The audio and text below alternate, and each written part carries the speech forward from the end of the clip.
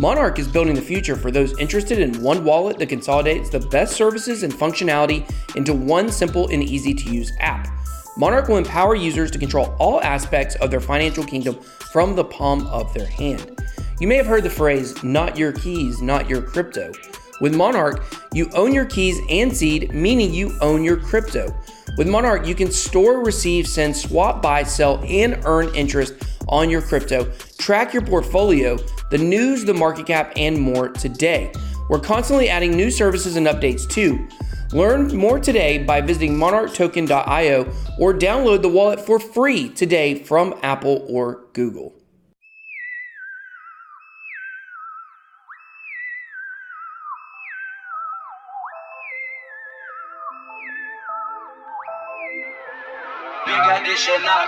Hey everybody, welcome back to another episode of Beards and Bitcoins, the crypto podcast for the man's man and the women who love them. Today, we're going to be talking all kinds of different stuff. We both had some pretty fun weekends, pretty fun weeks, talking about what we did. We're also going to be talking about Bakkt, institutional investing, what effect that's had on the market and things like that. So I am your co-host, Bitboy. This is your other co-host, Jay Chains. What is going on, Chains? What is up?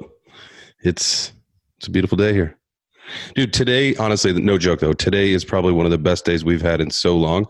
Like this whole weekend, we were at ACL and it was just hot as blazes. I mean, like crazy. But today it dropped into the 70s.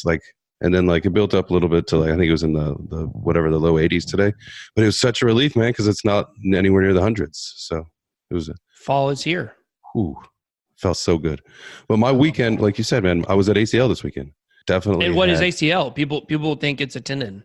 Oh, it is. Yeah, it is a tendon, but it's a music festival here in Austin. They run it 2 congruent weekends. So this is weekend 1. Weekend 2 is this upcoming weekend. And it's like the same artists. Like there's a few here and there that interchange. Some of the local artists, they'll change out. But for the most part, all the main acts are the same, like Guns N' Roses. Mixed reviews. What do you like better, the Guns or the Roses? The Guns, because I think the Guns is Slash and the Roses is Axl Rose. And man, I got to tell you, time has not been on his side. He looks terrible. Really? Oh, he tried so hard, man. Like he was doing his scream and his yelling, and he did a good job, but he no, he did as good as he could. He gave it 100%. Whatever that 100% actually amounts to was a different thing, but it was cool, man. It was a great weekend. A lot of good shows, a lot of hot sunburns. It was a good time.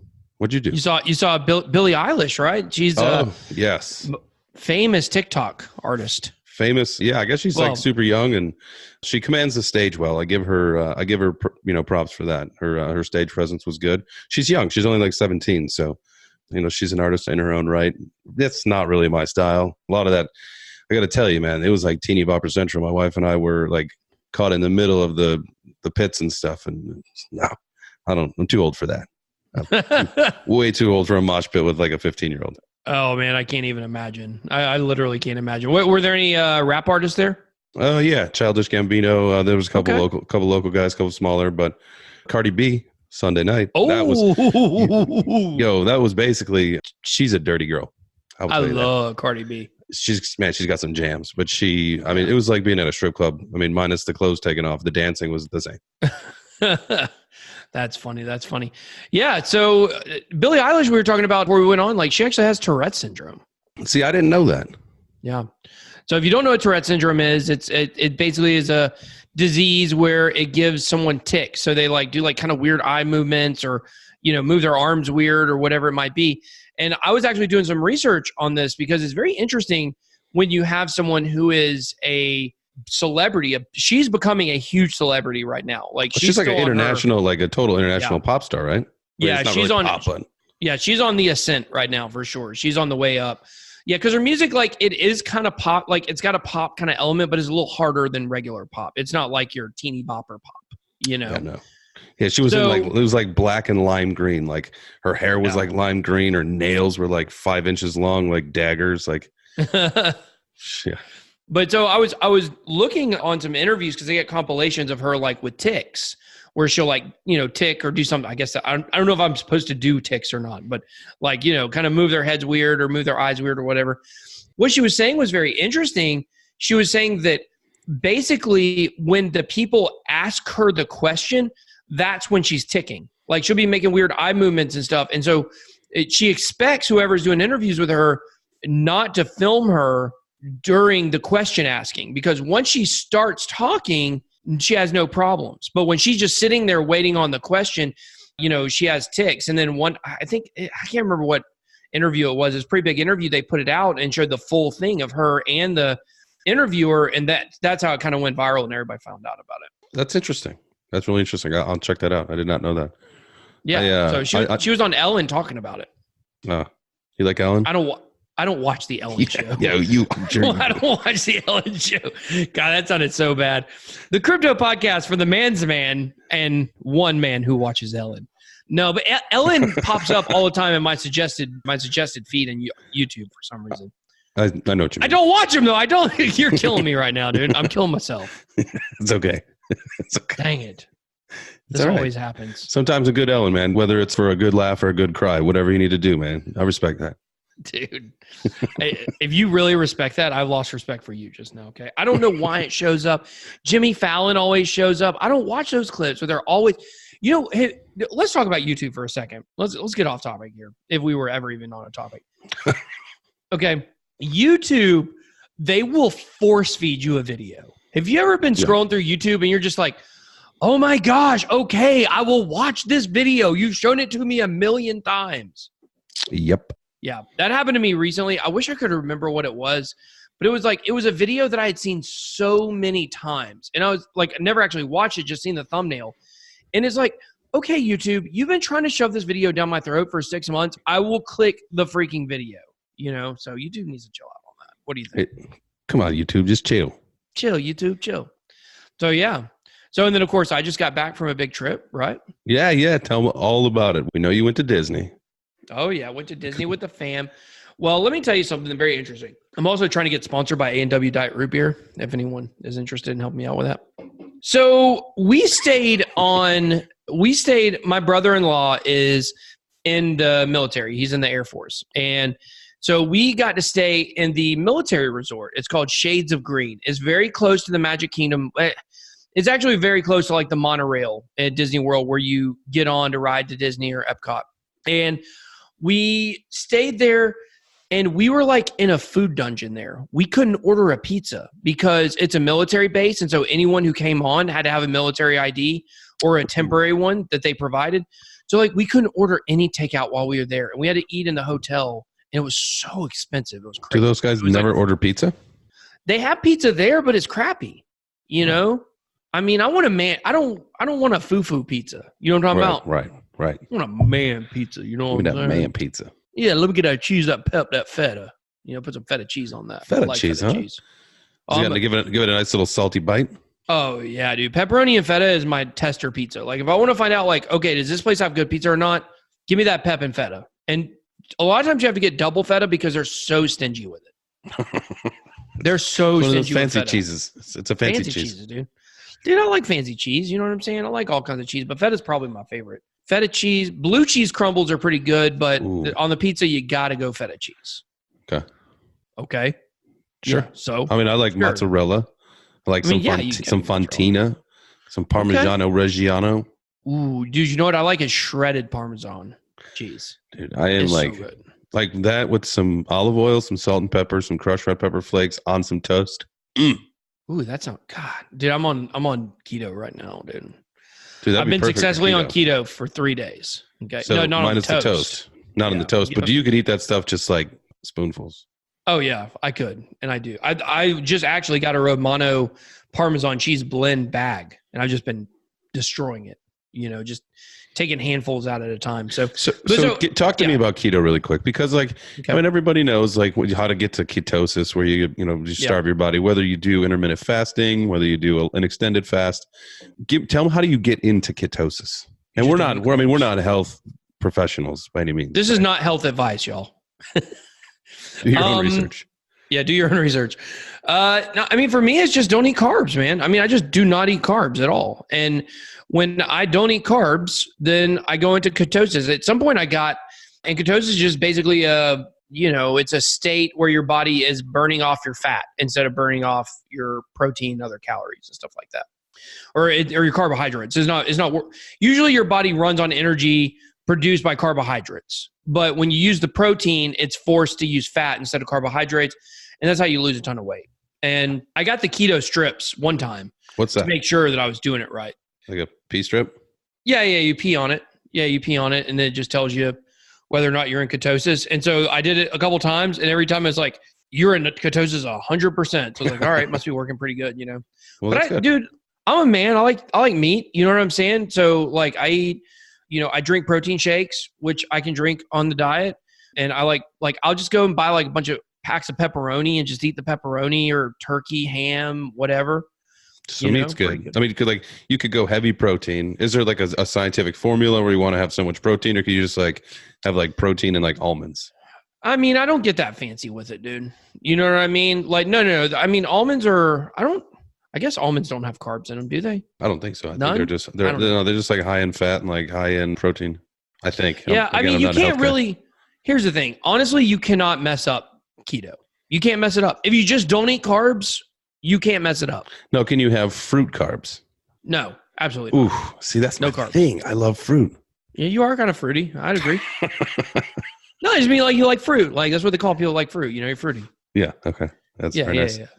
So, but yeah, I feel like you can't mess it up.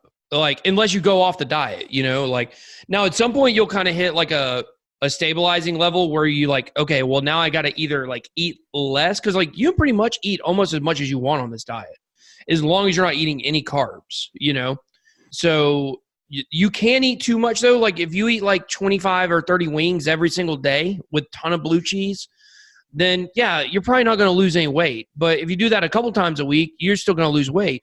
But sometimes you got to eventually you got to start working out. I've been running a little bit, still training for that marathon. Ooh. It's going much slower than I thought it was going to go.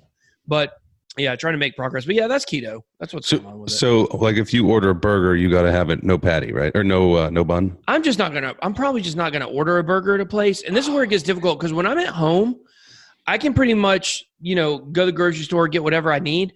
But dude, I'm going out of town so much this month. Like that's where it gets real hard to stay on this thing because you want to eat a burger or, like you're not even supposed to have barbecue sauce. You know what I'm saying? Ooh. Can you imagine? No. You do A1. You can do steak sauce. That breaks my heart for you, sir. Yeah. So I just eat steak wherever I go. But, I'm very fortunate that one of my favorite things is wings, So, and you can get if you get ribs, you can eat ribs. It's not the end of the world if it doesn't have, if it has some barbecue sauce on it. But dude, I like to douse that sauce, dude. Can you eat the wings because they're breaded? No, just regular. You don't want breaded wings. Oh, just like give me the naked wings. Yeah, just chicken wings. Chicken wings. Yeah. I don't eat breaded wings to begin with. Don't they bread them and fry them? Pansies. Do they bread them and fry them sometimes? No. Mm-mm. With a little something? No, not buffalo wings. All right. Some places may. I mean, like some restaurants, if you get them, they may. But most of your traditional wing restaurants do not put breading on the wings. I would trust your opinion 100% because I know you're a aficionado. And fat. Both. Since I'm fat and an aficionado, you got to trust me. So, gosh, I got to lose some weight though. I'm getting out of control. Honestly. All right. So Disney, talk to me about Disney. Let's talk about Disney. Okay. So we go to Disney. It's really fun. I was in the food dungeon, but we were so fortunate to be able to stay there and stay on property. Like that was really, really cool that we did get to do that. Big shout out to my brother-in-law and sister-in-law. They were a lot of fun to hang out with while we were down there. But, one thing that I thought was really interesting while we were at Disney is we rode the Wheel of Progress or Carousel of Progress. Mm-hmm. And so you're on this spinning device. And I mean, it's really a theater that spins. And you're going from this one segment to this different segment. And it's basically an old guy telling a story. And he starts telling the story. And you can tell, I think it starts in probably the 20s maybe, or maybe right at the turn of the century. And Walt Disney supposedly built this entire thing like at the very beginning at the 1908 World Fair or something like that. Yeah, I think this is like an old school thing. Yeah, so crazy how much of the future he was able to predict from there. It's absolutely insane. Oh, nutty. But here's the one thing. It would go from decade to decade, and every time it would get to the end of one decade, he would always say, you know what? People think that the future is going to look this certain way, but that'll never happen. And then as they move to the next segment, the first thing he would start out with was like, well, that thing I thought was impossible, they did it. That was basically the gist of each one of the stories, going all the way from the turn of the century up to, I think, probably the 1980s was as high as it went or whatever. But it was definitely very interesting to watch and to see, like in the beginning, they didn't even have lights. They were using lanterns in the beginning of the 1900s. Imagine that. At the beginning of the 1900s, they were still using lanterns. That's crazy. That's nuts. You know what else is not going to work? Blockchain Bitcoin. Technology. Yeah, blockchain technology and Bitcoin and crypto. Give me a break. Yeah, exactly. Absolutely not going to work. Fast forward 20 years from now, well, they made it happen. And, it really did gave me a lot of perspective on things watching that, honestly, and thinking about the fact that right now we are so hung up on how complicated it is to bring people into the space, the security of the wallets, how to store private keys. We're so hung up on all this stuff, but it will get solved. It will. It will get solved. And I think that's the thing that I really took away from watching that carousel progress is like, it gave me the perspective of like, you know what? It's cool that we're part of this. It's going to all get taken care of. And this is the future. We just got to let it happen. And the people that are going to be, the creators and the inventors of all of these different solutions that we'll have in the future, like, who knows? They may not even be in crypto yet. Yeah. There's so much that can happen. And I feel like it's so much time. And like, what do they say? Like, or what's the expression or the metaphor where like a week in blockchain is like 5 years in like regular finance or, regular world or whatever. It's so interesting to think, when you try to compare it to the lesson that you learned at the carousel of time, there's just so much that's going to happen. Yeah. Yeah. It is crazy to think like what the world's going to look like. Like if you just compared those 20-year segments, from the 1900s to the 1920s to the 1940s to the 1960s, 1980s, like they were so drastic, like the things, and at each portion, it made their lives so much easier. And that's what blockchain is going to do. It's going to make our lives much easier. We just can't see all the ways that it's going to make it easier right now. No, but what we will do is we will continue building and growing and learning. And it's just fun to see, big time companies adopt, whether it's an advisor or something, to see, how they can fit that business model into blockchain. It's great with, companies like IBM, and who did they partner with to, figure out the shipping and supply chain? Stellar. And I don't know if that partnership even is still a thing, because I know the guy who started that ended up leaving the company, right? I think it is. I think they're still working together in some form or fashion. Maybe, who knows? Somebody might fact check that and tell us we're wrong. I don't know. You wrong, man. But you're the one that said it, so I'm sticking with you're right. Cool. Yeah, we're right. So, yeah, I mean, the companies that are going to get involved are going to be absolutely insane. I mean, just think every single company that that out there that's a big company is going to be involved in blockchain. Like have you seen the Pepsi coin thing? Yeah, what's up with that? I don't know. I've been seeing people posting about it. I think it's in a different country probably. I don't think it's in America. But they have this thing called Pep coin. I think it's called Pep coin. And it's basically, I think, a way that they can pay out, prizes from giveaways that they do. Maybe something like that. Pep coin by PepsiCo. Buy, scan, cash in. Earn cash back anytime you buy both specifically parked PepsiCo drinks and Frito-Lay snacks. Why are we not talking about this? Why is no one talking about this? Seems pretty significant, doesn't it? It seems like Pepsi is tokenized in some way. Do you remember when you were a kid and, these were the good old days, dude. You want me to tell you about the good old days? The good old days were when Coke gave away, like, you could win a free Coke or you could win a T-shirt, whatever. But all you had to do was screw off the top and look at it, know if you won. I mean, that's just perfect marketing. Those were so great back then, but nobody does that anymore. Do they? I don't drink soda, so they don't do that. Does McDonald's still do like the Monopoly game and stuff? Oh, that's a whole nother conversation. They rigged it for a long time. Yeah, for like 20 plus years, right? I think it was 10 years. Yeah, they rigged it. And I can't tell, like, people keep talking about a Canadian McDonald's Monopoly scam, and I haven't actually read the story to see if it's the same one or a different one. But yeah, but the point is that the reason that Coke doesn't do that anymore, and basically no one does that anymore, why they make you look for codes, is because if you have to go type in a code on a website, they're going to make you put in your email address. So they're going to have your email address. And then just think about this. How many millions of dollars in giveaway prizes have these companies not had to give away because nobody checks it? I would venture to say that number is probably pretty large. It's very large. I would guarantee it's very large. So there's a lot of benefits for people to do it, but I don't know if Pepsi's doing it, tokenizing it, then I might be interested. Maybe I can try to win something. Yeah. It wouldn't make me drink soda. I just don't. You hate soda. It's not my jam. You hate milk and soda. Yeah. Why do you hate milk? Why do you hate milk so much? Why are you saying it like that? What, milk? Yeah. Like the stuff that comes from a cow? Yeah, milk. Milk. There's a big viral video from a long time ago. Okay. A guy saying milk. So I just thought it'd be funny. Was it funny?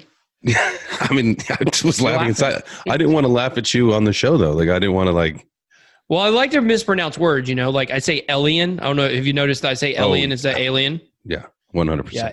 Alien and quesadilla is another one. I just say them wrong. I've said them wrong for so long. I just say them like that now. Oh, that works. Mine is Warsh, and my wife does not like that. That's terrible. I would never say that again if I were you. Like we gotta go wash the core. Yeah, wash your core. Like wash that clothes. Don't put that in the washer. Washer. Yeah, that's funny. Yeah, no. So where were we? I totally lost track. Beats me, to be honest with you. Who knows? Maybe we should just move on at this point. Let's talk about Bakkt. Let's talk about institutional investing. We were talking about Pepcoin. Oh, Pepcoin. That's right. So speaking of big people getting into crypto, you see how I did the segue? Let's move on and talk about Bakkt. So Bakkt launched on the 23rd, which is about 2 weeks ago now, and it's been a total disaster ever since. The entire crypto world has been in shambles. I mean, we dropped from 10,000, fighting to get up to 11,000, all the way down to 8,000. We were down in 7,800s yesterday, or maybe that was 2 days ago, whenever it was. And it's had a pretty significant effect on the market, I think. What do you think? Ooh, man. I mean, you look at some of the articles. I mean, they're talking about how they're flatlining. That is just it's the slump that's killing it. It's interesting. When you look at the pricing in the market, I mean, 8,200. It's not like it's, it definitely dropped down lower than that just a few days ago. So I wouldn't say it's on the recovery, but it's crazy to think that. And one of the things that I wanted to ask you about Bakkt and, kind of how, the volume is way down. But what if the volume on just all these exchanges is just total made up garbage? And that's a little bit more reasonable. Yeah. It's just me, you, and 7 friends. That's basically all that's in crypto, right? I mean, that's, you joke about it, but I mean, there's obviously more than 8 people, but it's scary. It's scary to think about that the exchange volume may be so low that maybe the price of Bitcoin is way overinflated. I don't know, maybe Tether's, helping to prop that price up and things like that. But I mean, I think it's even more concerning for other coins, because if you look at something like, I'm going to just pick on something like NEM or Tron, like any of the coins that are in between 10 and 40, any of those. If you look at the volume of Bakkt and say okay, well, maybe that's actually real volume compared to the crypto exchanges we've seen, that means these things are being basically not traded at all. Yeah. Right. It's scary. What should their price be? I mean, XRP's at 25 cents. What should it actually be at? 3 cents, maybe? Who knows? Oh, the XRP people are not going to like that. I can tell you that. I'm just throwing out hypotheticals, XRPians, the XRP army. The XRP army. I'm just throwing numbers out. I'm not saying I think we've said this before, and we'd love to have someone from the XRP team come up here and chit chat with us. I mean, we're non-discriminatory. Get them on. Let's do it. I'm a big fan. Big fan. Make it happen. So, are you a Chicago White Sox fan? No, I'm a Chicago Cubs fan. Your mom threw out the first pitch at the White Sox game, right? A couple weeks ago. Did we talk about this on the last podcast? I totally switched subjects, but I was just thinking about this. No, I don't know if we talked about it or not, but yeah, my mom just a couple weeks ago, I got a call on Thursday afternoon, and it was, hey, I'm throwing the first pitch out of the game Friday. I was like, I'll see you. I'm coming in. Yeah, so we got to go down there, my brother and I and my grandfather. We escorted her to the field, and she went out and drew out the first pitch. True it out. She drew it out. That's awesome. But is she a White Sox fan? Oh, die hard. They have had season tickets. She's a White Sox fan. Oh, big time. My whole family. Oh, yeah, that's right. You said because she had season tickets, she got to do it. Yeah, but my whole family pretty much grew up as White Sox fans, and except then for you, except for me and my older sister. Why did you become a Cubs fan? Growing up, like when I was even younger, like my dad and I would go to all the home openers and stuff. So I grew up as a Cubs fan, and then like my mom and the whole rest of the side of the family have been Sox fans. So like growing up, like I'd wear like my Tigers jersey if I could. I'd definitely wear Cubs jerseys, but I didn't like that too much. Tigers jersey, yeah, I bet they didn't like that. Well, no, I just had a Tigers t-shirt. I wouldn't wear a jersey. I had a Cubs jersey. You wouldn't disrespect like that. You're darn right. I didn't mean to get so off topic there. Let's get back to the topic at hand here, because I think that the more that what we learn about Bakkt, the scarier it becomes for me in terms of, it's almost like these institutional investors are now playing a game. They're playing a game with cryptocurrency that is basically geared to push the rest of us out, and I'm a little concerned that, what was the big hopium for so long? The ETF, Bakkt, institutional investors. Like, true, the ETF hasn't been approved yet, but now we had Bakkt and it actually pushed the price down. What is the next hopium everybody's talking about? I don't know, but I hope it doesn't involve boys from Wall Street. That's for sure. I mean, you had to think the whole time. And why did the people that were organic to the space or wanted to kind of be true to what it is? Why would they want that in the first place? I mean, you saw what they did to the normal financial system. Yeah, exactly. And it concerns me about that's what they're trying to do with Bitcoin right now, honestly. And it makes me think that we're going to be stuck maybe in sideways movement for a long time. But the next hopium is the halvening, right? The Bitcoin halvening. Yeah. Oh, by May, the price is going to go way up when this halvening happens. And I hope that it does. I mean, I certainly will say that. Like, I hope the price goes way up. I hope we all make a ton of money. Like, that's great. But what if it doesn't? What if there is no halvening pump? Because there's only been, to my knowledge, I think 3 cycles where the halvening pumped the price. Maybe it's 4. I think it's 3, though. Wait, it's every 4 years. So yeah, so I think it's happened like 3 times. Maybe it's just 2 times. Whatever it is, regardless, the fact is people are taking like what happened in the past and kind of applying like some standard economic principles, like, when you cut the supply, the demand goes up and yada, yada, yada. But what if we just don't have enough track record or enough information to really determine whether or not like that really is a thing that's going to happen every time we have a happening?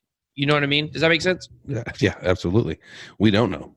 Yeah. We don't know what's going to happen. I mean, you can only go off. I mean, history tends to repeat itself. I think that's something that most people might say, but this feels like it's different. I mean, this feels manipulated, man. Like this just doesn't feel right. I mean, and I'm not saying that it is, but who knows how long it could be, especially now, when you've got things like Bakkt.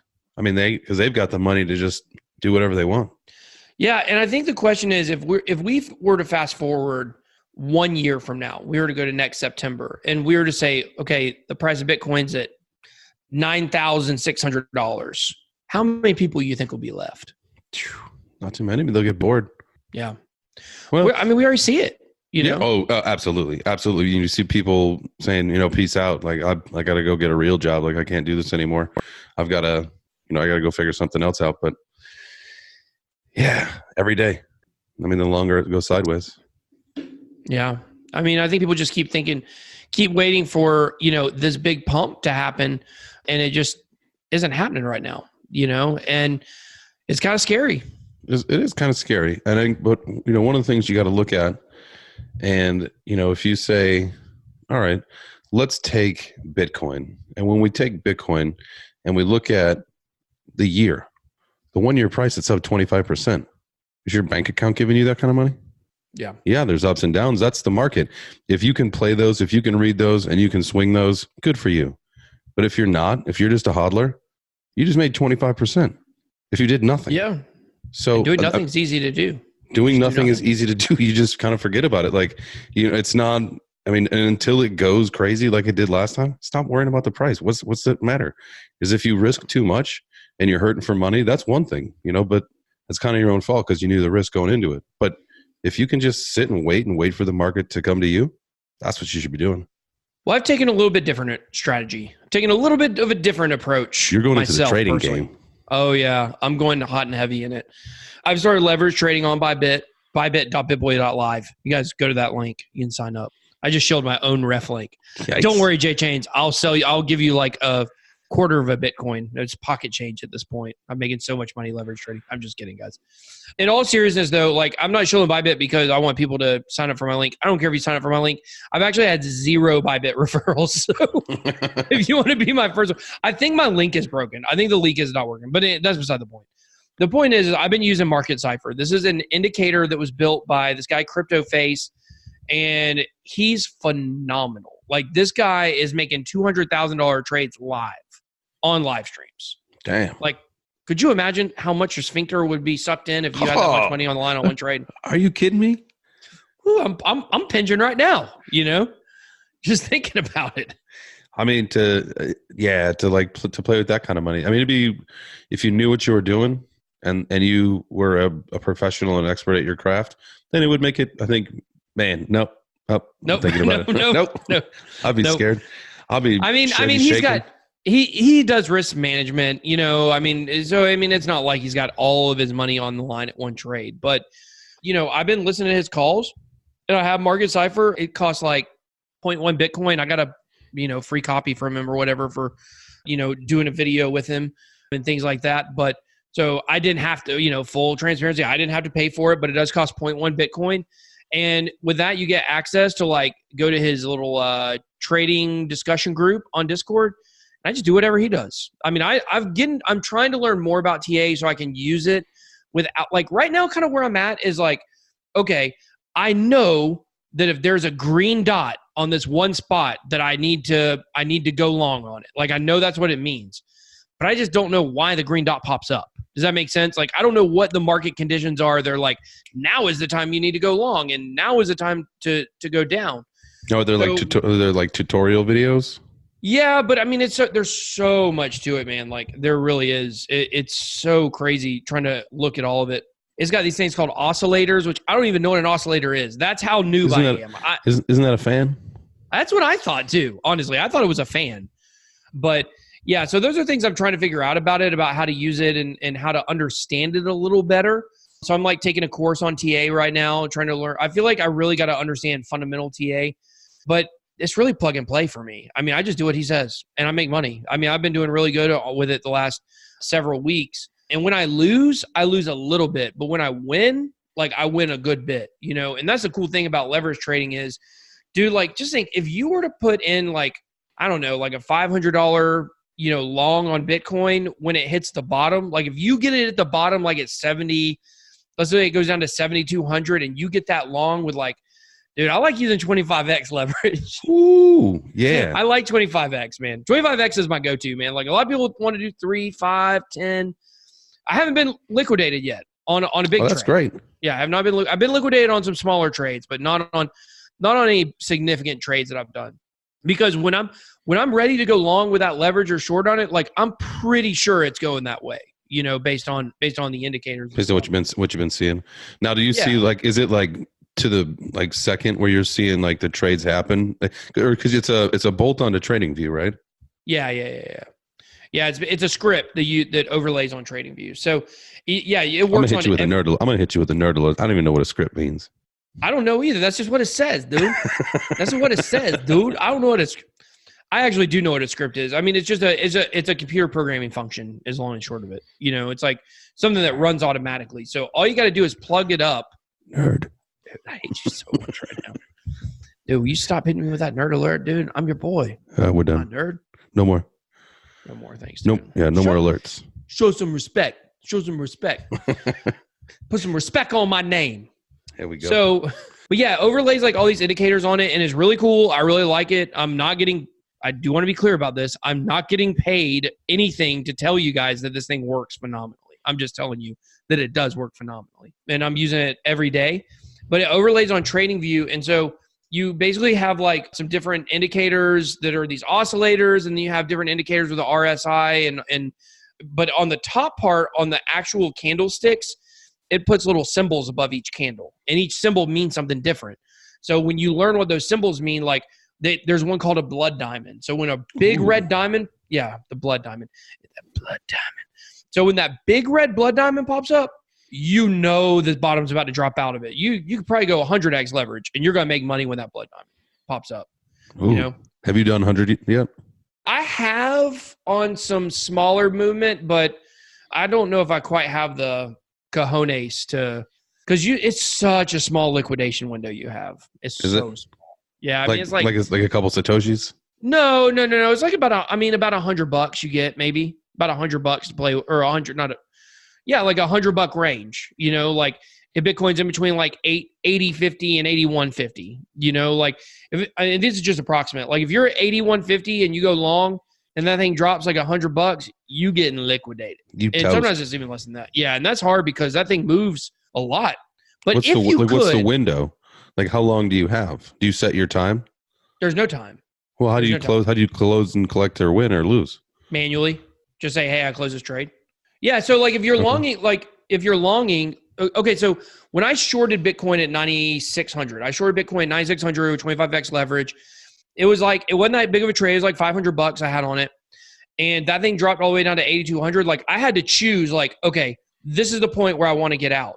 So, and I made about $2,000 on that one trade, you know, and it dropped down to like 8,000 and some change. And I was just getting greedy. Like, oh, this thing gonna go down to 7,500. I'm about to make even more money.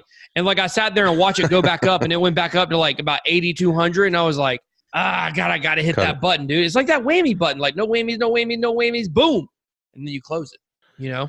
Okay. So on a long, that's what I'm saying. If you were to pick up, now look, this is not for beginner traders. This is not, even though I'm a beginner trader and I'm using it, but you know, I shouldn't tell you guys like, hey, you're going to go get rich doing this. Like you can get liquidated. The difference between leverage trading and regular trading is with regular trading, if you got a Bitcoin and the price goes up to $100,000, you have $100,000. If the price goes down to $2,000, you have $2,000. However, with leverage trading, if it drops below a certain point, you have $0. You know, nothing. Yeah, or if you're shorting it and it goes above a certain price, like you have $0. But you know, if you were able to, let's say, catch Bitcoin at like, let's say you caught Bitcoin at $3,000 or 3,150. Let's say you got the bottom of it, and you had like 25x leverage on like a $500 trade, dude. If that thing went all the way up to 14,000, you would have made so much money. I don't know what the numbers are. I'd had to work them out, but it would be like insane money for a small trade like that, you know? So that's what I'm trying to do right now. I'm trying to get a trade where I can catch the bottom. I think the bottom's going to be somewhere around 7,500, I think. So, dude, I'm going to try to 100x. I promise you, I'm going to try to 100x. If it goes down to 7,500, I'm going to 100x. If I get liquidated, I'm going to see if it drops down to 7,000. I'm going to try it again because I want to catch the bottom and ride that thing all the way to the top. Would you ever live stream? Yeah. I want to be more comfortable with understanding what I'm talking about before like I want to do live streams. Because right now it's just like, hey guys, see this green dot here? I'm going to gamble here. I think this is right, you know? But I want to be able to understand. So I've been like hitting the books. I've been trying to understand TA a little bit better so I don't, look or feel like such an idiot when I talk about it. But just know this, if you have Market Cipher and you do what CryptoFace says, like you will make money, if that's something people are interested in doing. However, I feel like I want to go a little deeper with it than just, here's the right symbol. I'm going to do something, Yeah, I could be into that. Like when I see that X. Yeah, absolutely. So does Digifinex have leverage trading? Do you know? Digitex? Digifinex. I think it's like one of like the fourth or fifth or sixth exchanges.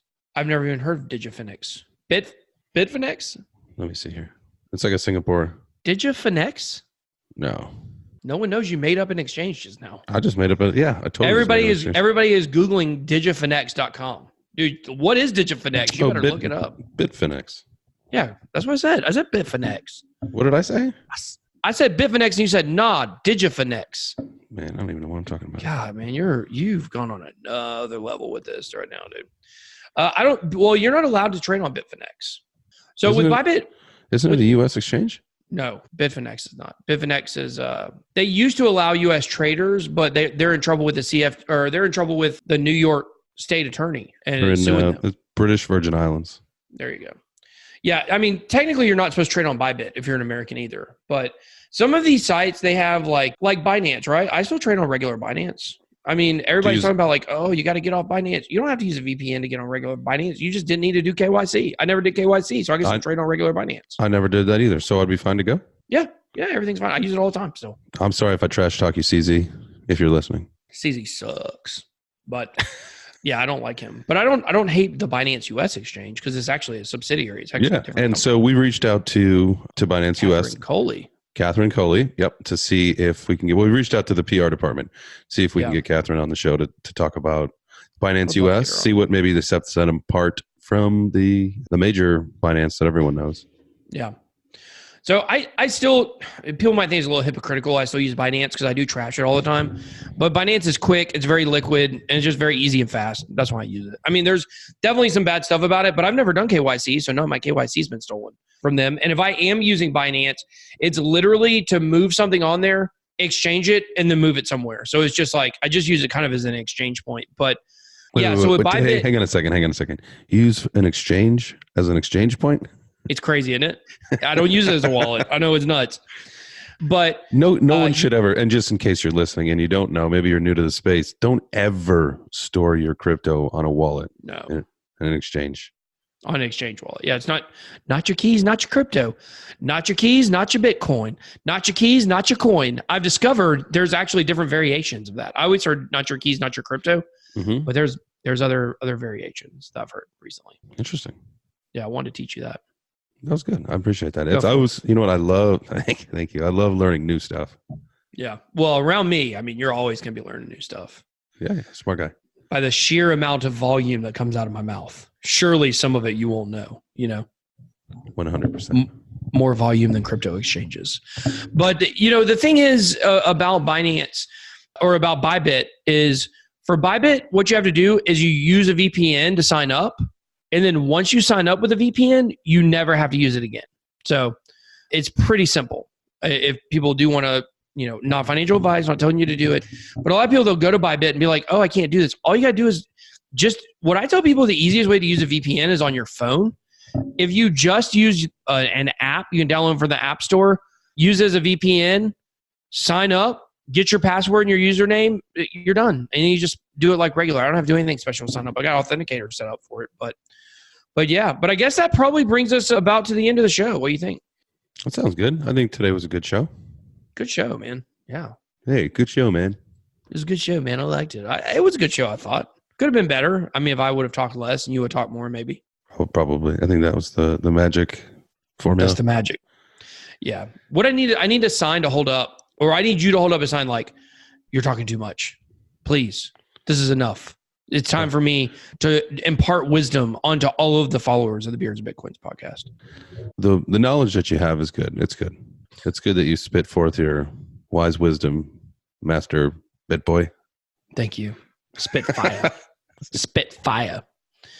So yeah, well, big thank you to our show sponsor, Monarch Token. You can find them at monarchtoken.io. So big shout out to them for sponsoring. Looking forward to seeing Beatles here in a few weeks at World CryptoCon. I believe he'll be there. Heading out to LA next week as well for CIS, just for a day or two. Some CIS?